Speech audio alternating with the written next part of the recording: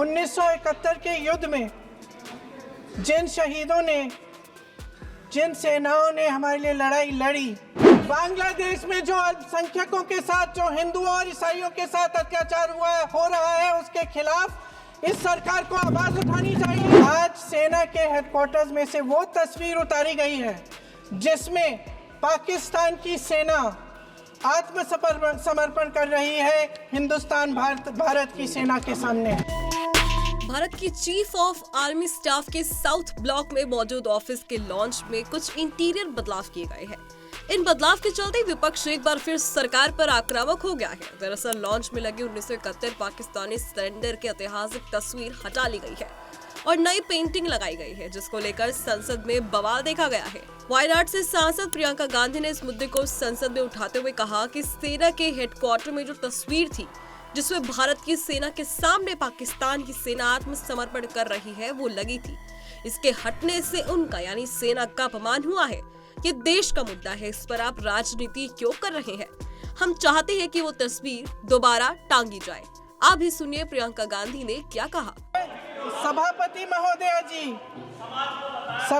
महोदया जी, बहुत खुशी की बात है कि आपको अब याद आया, लेकिन आज विजय दिवस है। आज विजय दिवस है। 1971 के युद्ध में जिन शहीदों ने, जिन सेनाओं ने हमारे लिए लड़ाई लड़ी, जिन जानबाजों ने ये लड़ाई लड़ी, सैन्य अधिकारों को, सैनिकों को, शहीदों को, सबको सबसे पहले मैं नमन करना चाहती हूँ। मैं देश की जनता को नमन करना चाहती हूँ कि आज के दिन जो विजय भारत ने पाई वो उनके बिना नहीं हो सकता था। उस समय भारत अकेला खड़ा था। पूरे विश्व ने कोई सुनवाई नहीं की। बांग्लादेश में जो हो रहा था, बांग्लादेश की जनता, हमारे बंगाली भाई बहनों की आवाज़ कोई नहीं सुन रहा था। उस समय भारत की जनता एक होकर अपनी सेना के साथ खड़ी हुई, अपने नेतृत्व के साथ खड़ी हुई, अपने असूलों के साथ खड़ी हुई। इंदिरा गांधी जी उस समय प्रधानमंत्री थी। मैं उनको नमन करना चाहती हूँ। इस देश की महान शहीद हैं जिन्होंने कठिन से कठिन परिस्थितियों में साहस दिखाया और एक ऐसा नेतृत्व दिखाया जिससे ये देश विजय हुआ। आज इस संदर्भ में मैं दो मुद्दे उठाना चाहती हूँ। वो जो लड़ाई थी, असूलों की लड़ाई थी, लोकतंत्र का असूल।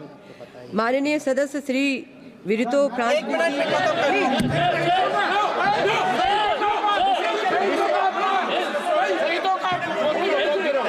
मैं संक्षिप्त में बोल देती हूँ। कंप्लीट करिए सभापति महोदया जी, मैं संक्षिप्त में बोल देती हूँ। कंप्लीट करिए। दो मुद्दे हैं, संक्षिप्त में बोल देती हूँ। पहला मुद्दा ये है कि बांग्लादेश में जो अल्पसंख्यकों के साथ, जो हिंदुओं और ईसाइयों के साथ अत्याचार हो रहा है, उसके खिलाफ इस सरकार को आवाज उठानी चाहिए। बांग्लादेश की सरकार के साथ बातचीत करनी चाहिए और पूरा समर्थन देना चाहिए जिनको माननीय सदस्य श्री वरितो फ्रांसिस जी सेम मैटर है, वो भी एसोसिएट करेंगे प्लीज। अरे पूरी जवाब तो बोलने दो। पूरे तो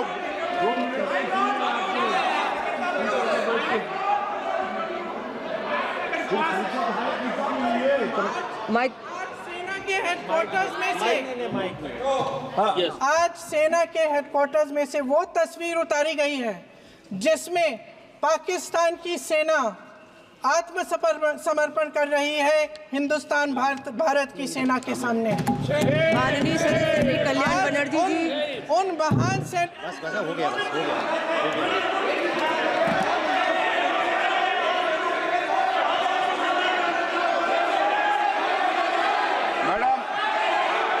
Madam, under the Ministry of Home Affairs, there is an organization location which is called बता दें आर्मी स्टाफ के साउथ ब्लॉक ऑफिस लॉन्च वो जगह है जहां सेना प्रमुख अपने मेहमानों के साथ मुलाकात करते हैं, फोटो खींची जाती है, लेकिन अब वो तस्वीर वहां से हटा दी गई है। कहा जा रहा है कि नई पेंटिंग से कुछ बातें साफ होती दिख रही है कि अब फोकस पाकिस्तान पर नहीं बल्कि चीन पर है। नई पेंटिंग में तकनीकी तौर से हाईटेक और सेना के इंटीग्रेटेड फोर्स के तौर पर उसके विकास को दिखाया गया है।